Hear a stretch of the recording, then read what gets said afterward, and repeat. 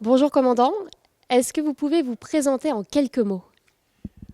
Donc, je suis le capitaine de vaisseau Thomas Puga. Donc, moi, je suis dans la marine. Après quelques années, après ma formation à l'école navale, j'ai servi dans l'aéronautique navale comme pilote. Après, j'ai eu la chance de commander un bateau, ce que je commandais jusqu'en juin. Et là, je viens d'arriver au cabinet du chef d'état-major de la marine pour être ce qu'on appelle chef du bureau stratégie et politique. Merci beaucoup. Alors, dans la marine, comment est-ce que les jeunes qui s'engagent trouvent un sens, un moyen de concrétiser leur désir d'engagement et leur sens du devoir?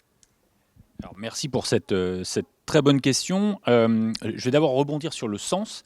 Je pense que la notion de sens dans la marine, je dirais, il y a deux volets. Le premier est assez normal, hein, c'est que nous sommes des marins et des militaires. Donc je dirais que le premier sens, c'est celui du militaire, c'est celui au service de la France, c'est la défense et potentiellement le don de soi de sa vie.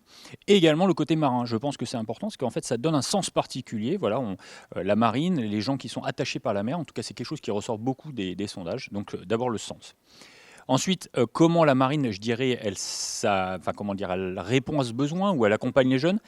Je dirais tout d'abord que c'est un peu une école de vie, finalement, la marine. Pourquoi? Parce qu'en fait, on va retrouver d'abord la notion, je dirais, individuelle, l'engagement individuel au quotidien. C'est-à-dire qu'en fait, lorsqu'on fait ce choix de la carrière militaire, particulièrement la carrière de marin, on fait un choix individuel qu'on va renouveler tous les jours, dès qu'on partira en mer, etc.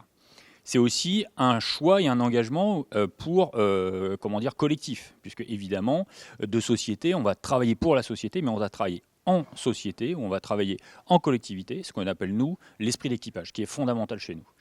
Et je dirais que c'est aussi un engagement, une école en fait professionnelle, parce que la plupart des marins vont rentrer par le bas, avec une première expérience professionnelle généralement chez nous, ils vont acquérir cette première expérience professionnelle, et donc ils vont développer finalement une expérience professionnelle, un métier. Voilà. Donc ça, je pense que c'est les trois niveaux.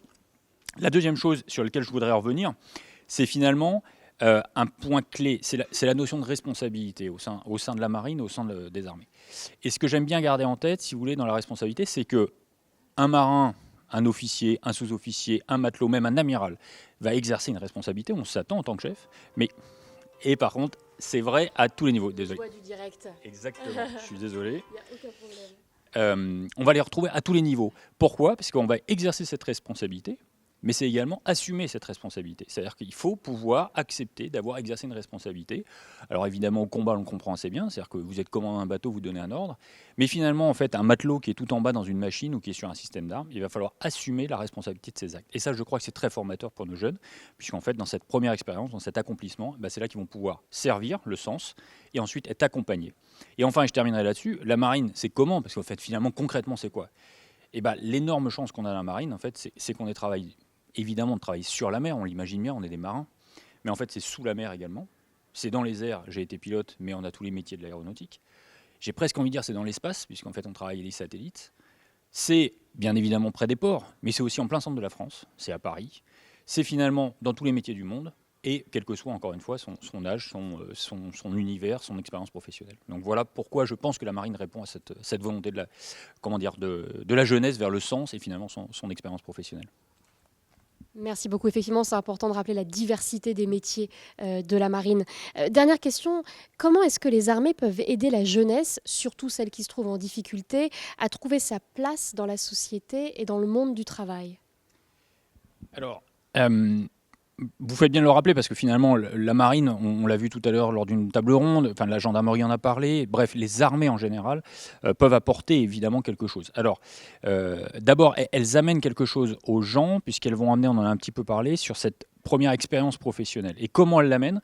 La plupart du temps, ça commence par une formation. Alors, on récupère à tous les niveaux de formation, ça c'est vrai, puisqu'encore une fois, quel que soit son âge, encore une fois, son sexe, son milieu, etc., on peut trouver sa place dans la marine, mais on va toujours démarrer par une première formation qui donnera en tout cas après une première expérience professionnelle. Et donc finalement, on va rentrer dans le milieu du travail. Et ensuite, on aime bien utiliser un peu la notion, si vous voulez, de tapis roulant un petit peu dans les armées. C'est-à-dire on rentre par le bas et à un moment, on continue et on progresse. C'est-à-dire qu'un capitaine de vaisseau qui a commandé le porte-avions ou un sous-marin nucléaire lanceur d'engin, un sous-marin, si vous voulez, il est rentré il y a 25 ans dans la marine. Il faut rester. Donc il y a cette notion, si vous voulez, de rester dans cette carrière, de progresser et d'exercer toujours des nouveaux métiers de progression en responsabilité.